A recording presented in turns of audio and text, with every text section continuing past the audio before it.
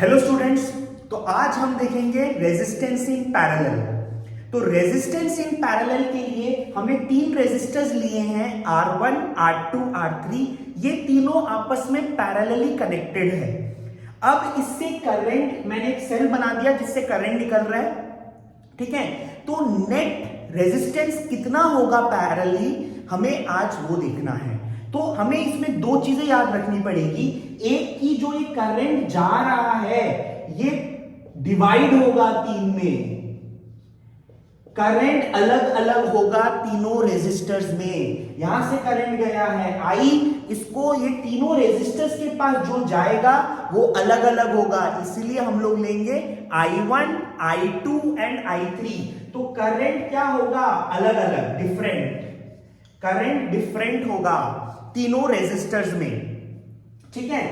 लेकिन इनका potential difference same होगा। Potential difference in parallel same होता है, V सेम होगा। करंट डिफरेंट होगा, V सेम होगा। I अलग अलग होगा तीनों में, R1, R2, R3 में I1, I2, I3, और लेकिन V तीनों में सेम होगा। R1, R2, R3 में V सेम होगा। हमें क्या करना है, तीनों में ओम्स लॉ अप्लाई कर देना है। ओम्स लॉ V, I और R को रिलेट करता है। तो पहला वाला रेजिस्टर क्या हुआ, R1, इसका करंट क्या है I1, इसका V क्या होगा, इसका V होगा I1 R1, V क्या होगा I1 R1। सेकेंड वाले का V क्या होगा I2 R2। सेकेंड वाले रेजिस्टर के लिए करंट क्या है I2, रेजिस्टेंस कितना है R2, पोटेंशियल कितना है V, तो V is equals to I2 R2। तीसरे वाले में V क्या होगा I3 R3। तीसरे वाले में V क्या होगा, करंट है I3, रेजिस्टेंस R3, तो I3 R3। अभी इसमें देखो, इसमें जो करंट गया था वो डिवाइड हुआ था, करंट डिवाइड हुआ था, तो नेट करंट I क्या होगा I1 plus I2 plus I3, I1 plus I2 plus I3। अब इसमें से हम लोग I1, I2, I3 निकाल सकते हैं। V I1 R1 था, तो I1 क्या होगा V by R1, V by R1। I2 क्या होगा V बाई R2, I2 क्या होगा V बाई R2। I3 क्या होगा V बाई R3। तो I1 निकला V बाई R1, I2 निकला V बाई R2, I3 निकला V बाई R3। ये तीनों I1, I2 और I3 को इस इक्वेशन में मैं पुट कर देता हूं। तो मेरा I1 क्या है V बाई R1, I2 क्या है V बाई R2, I3 क्या है V बाई R3, ठीक है। अब मैं V को कॉमन निकाल सकता हूं, क्या होगा 1 by R1 plus 1 by R2 plus 1 by R3। V को बाहर निकाला, 1 by R1 plus 1 by R2 plus 1 by R3।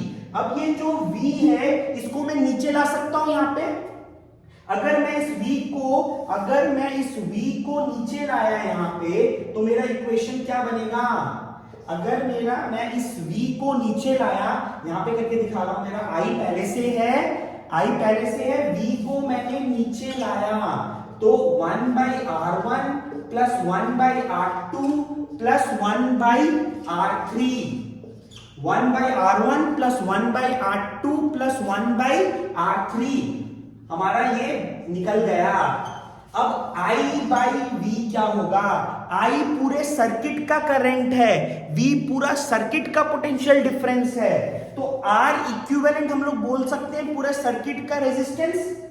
अगर I पूरे सर्किट का करंट है, V पूरे सर्किट का पोटेंशियल डिफरेंस है, तो R इक्विवेलेंट पूरे सर्किट का रेजिस्टेंस, तो वो क्या होगा V is equals to IR, V is equals to I, R equivalent, पूरे सर्किट का पोटेंशियल V है, पूरे सर्किट का करंट I है, पूरे सर्किट का रेजिस्टेंस नेट R इक्विवेलेंट मान रहे हैं हम लोग। तो इसमें से देखिए क्या है हमारे पास I बाई V, तो I बाई V क्या होगा, I by V 1 by R equivalent होगा कि नहीं होगा, I by V 1 by R equivalent होगा, ठीक है।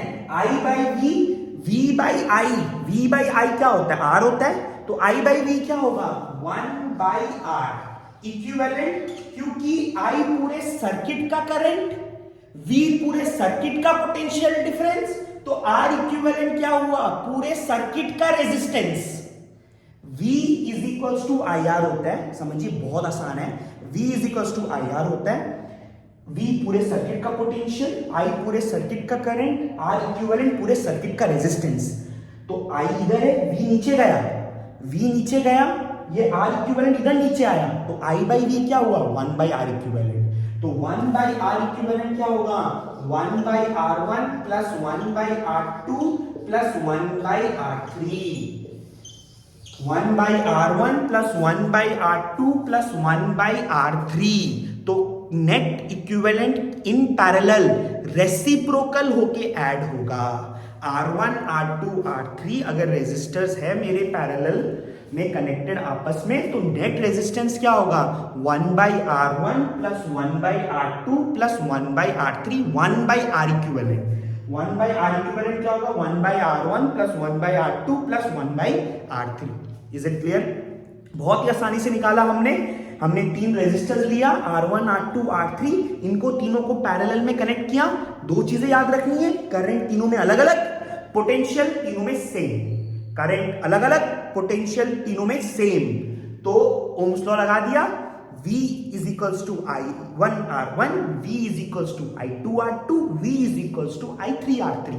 करंट डिवाइड हो रहा था तो इसलिए करंट को प्लस करेंगे, I is equals to I1 plus I2 plus I3। अब I1 plus I2 plus I3, I1 क्या होगा I1 होगा V बाई R1, I2 क्या होगा V बाई R2, I3 क्या होगा V बाई R3। तो तीनों को लगा दिया, V by R1 plus V by R2 plus V by R3, V को कॉमन निकाला 1 by R1 plus 1 by R2 plus 1 by R3, V नीचे गया, I बाई V क्या हो गया I पूरे सर्किट का करंट, V पूरे सर्किट का पोटेंशियल डिफरेंस, तो I बाई V क्या होगा 1 by R equivalent. R equivalent क्या होगा पूरे सर्किट का रेजिस्टेंस, वो आया 1 by R1 plus 1 by R2 plus 1 by R3। तो हमने पैरेलल में देखा कि रेजिस्टेंस ऐसे रेसिप्रोकल के तरीके से होते हैं नेट वाले। 1 बाई R इक्विवेलेंट क्या होगा 1 by R1 plus 1 by R2 plus 1 by R3। Okay, thank you.